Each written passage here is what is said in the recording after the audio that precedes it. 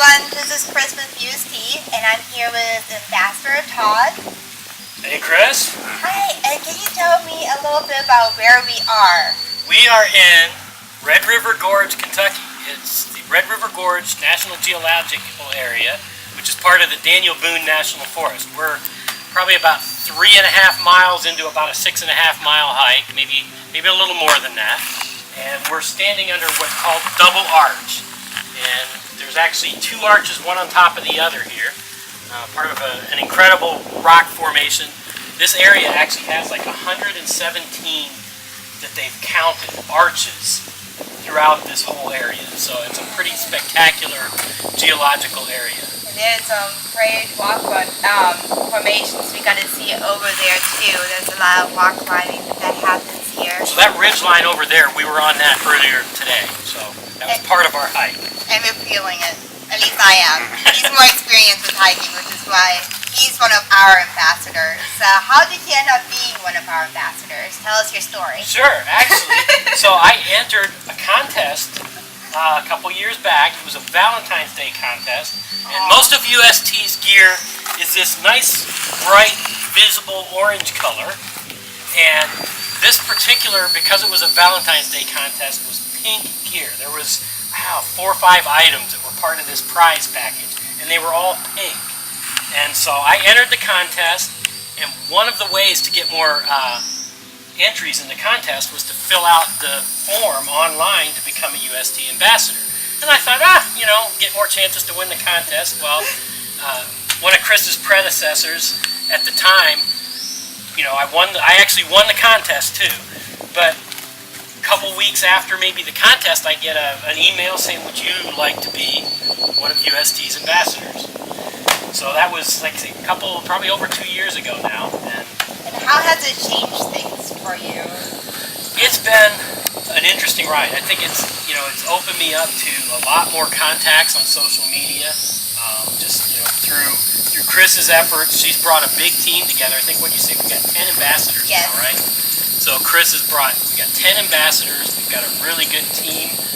Canada, the U.S., all over the U.S. It's a really cool bunch of people, all who really share a common love of the outdoors and some of the great gear that UST makes. Yeah, he's like never give me any gear, right? Oh, that is one of the perks. In fact, I was telling Chris earlier on the hike. I said one of the biggest problems of being a UST ambassador is trying to decide what gear you're going to bring with so your pack doesn't weigh 1,000 pounds because of all the gear that you've got. So you guys do a great job of showing people how to actually use our products too. So if you go to our product pages, you will actually see ambassador videos explaining how to create a fire with like the blast match and some of our other products as well.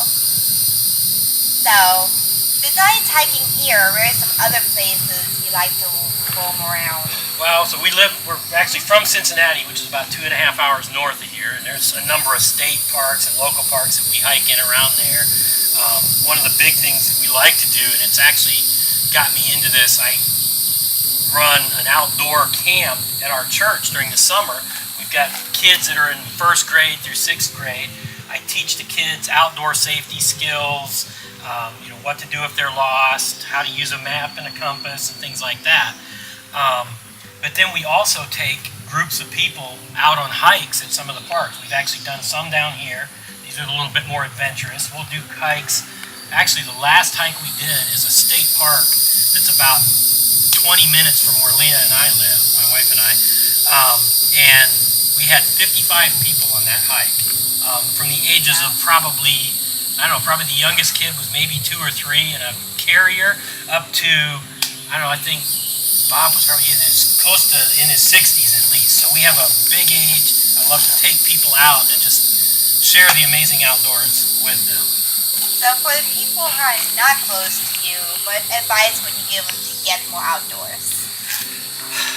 Go online, find a park close to you. I mean, we've got parks actually in the Cincinnati area that are inside the loop, the interstate loop of the city, that you can actually be, 5 minutes from an interstate highway, and you've got this park that feels like you're out in nature. I mean, you are, but Yeah. it's nature within the bounds of the city.